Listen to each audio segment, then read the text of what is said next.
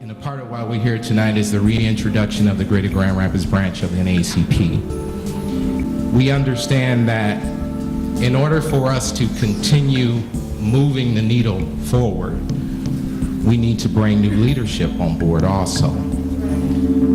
And so tonight, I am pleased to announce that I have been appointed the first vice president officially of the Greater Grand Rapids Naacp.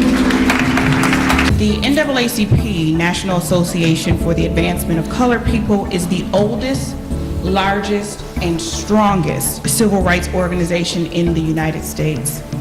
The principal objective of the NAACP is to ensure the political, educational, and social and economic equality of minority group citizens of the United States. The NAACP is committed to achievement through nonviolence and relies upon the press, the petition, the ballot, and the courts, and is persistent in the use of legal and moral persuasion, even in the fact of overt and violent racial hostility. And tonight, as our theme says, preparing tomorrow's leaders today. 400,000 in the state of Michigan who don't have access President Lewis to health care was awarded the President of the Year award. Give her a round of applause.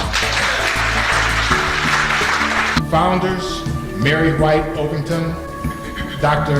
Henry Moskowitz, Oswald Garrison Villiard, William English Walling, Ida Wells Barnett, and W.E.B. Du Bois led the call to renew the struggle for civil and political liberty. You know, it's an interesting thing. It says black and white people. We got something to do together, folks. Amen. We got something to do together. It ain't them and us, it's us. Which means we're no longer waiting. We need to prepare them today. When you look at the number of boards, I think someone touched on that a little earlier, in committees, city commission, county commission, school board, look at the lack of representation. I'm just going to put it out there and be real honest. This is not an indictment of anyone, any organization, or any person. But the facts are the facts. And that's why we are here today to talk about solutions. You have to pull on your strengths. So the folks that are moving forward, looking at organizational change, and they say, and I heard a quote the other day, any organization in its history that is going to have institute monumental change so that they can go to another level is going to have to recognize the moment that it happens. And if you don't, you will decline. And you will decline. And you will disappear.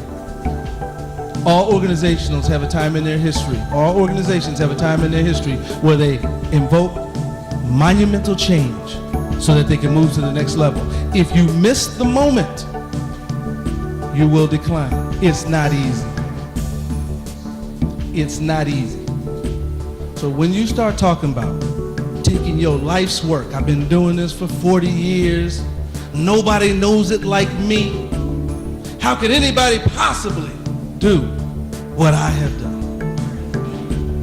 When we start looking at it like that, that's when it gets tough, muddy, and ugly. NAACP folks that are sitting in here, Khalid, get your new position coming up, a great deal of responsibility. You can run with this. President Lewis, I want to thank you very much for the opportunity to be here. Reverend Moody, wonderful facility. I want to applaud the NAACP as well. And so I tell you, I'm up to the task. It's a tall order, and especially with the work that we have to do.